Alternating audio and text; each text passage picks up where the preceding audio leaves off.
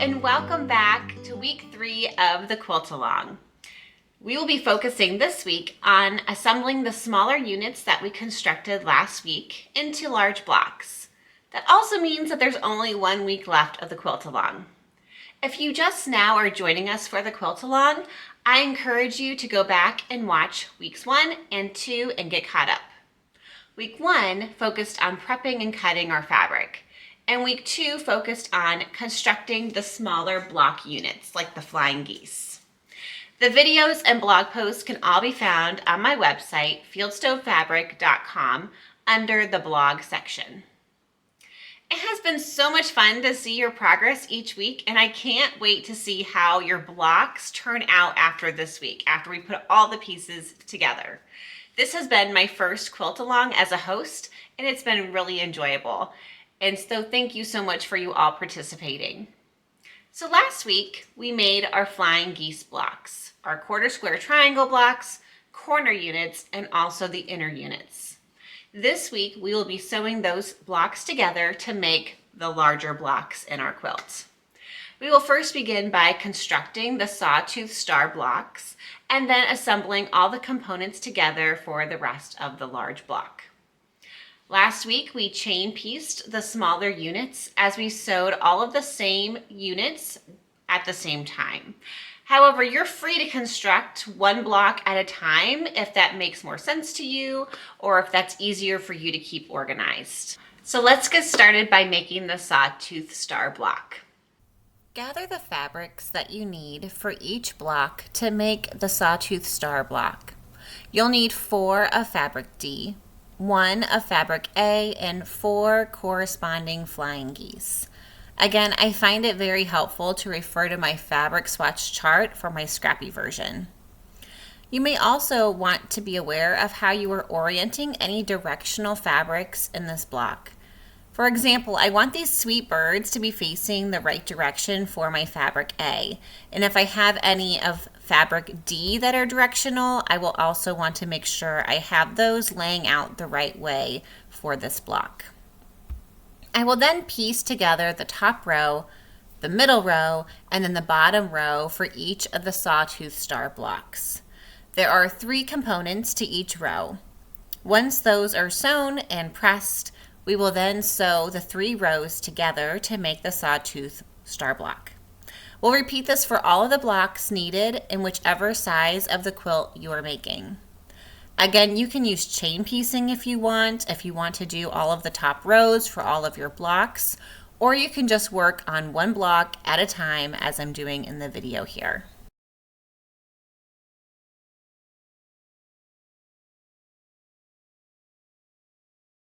The next step in constructing our large blocks is to sew together the other smaller units we prepared last week along with the sawtooth star block from this week.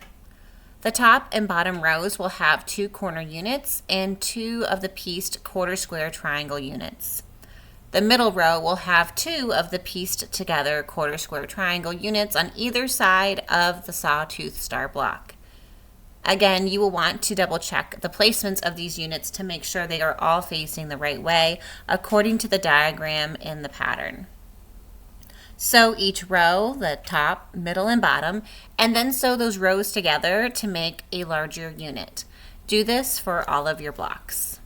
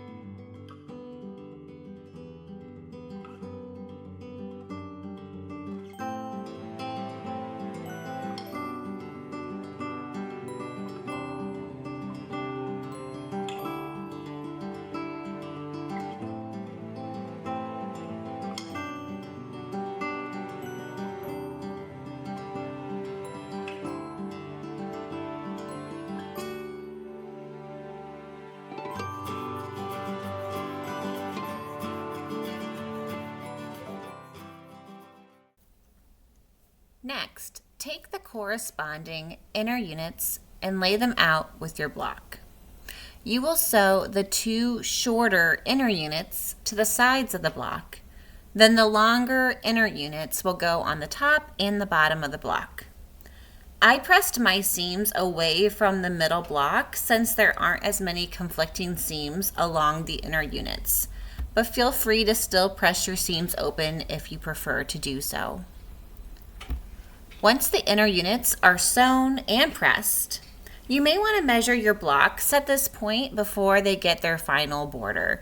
Your block currently should measure 20.5 inches by 20.5 inches.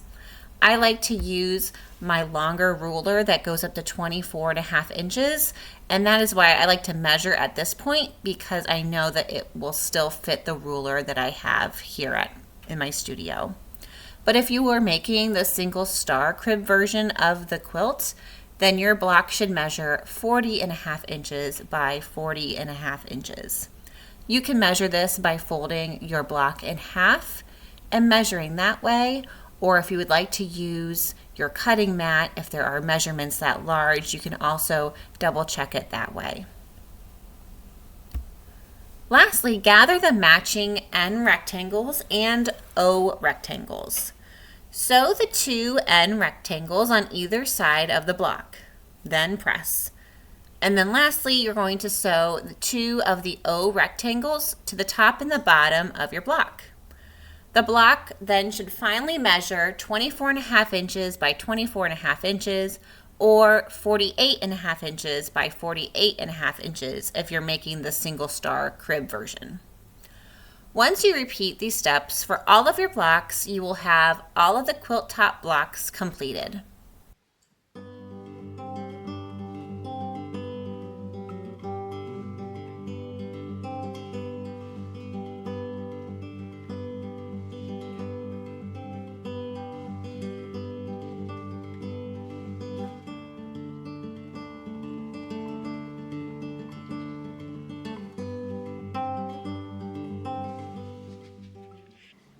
Once you have all of your large blocks constructed, you are officially finished with week 3 of the quilt along.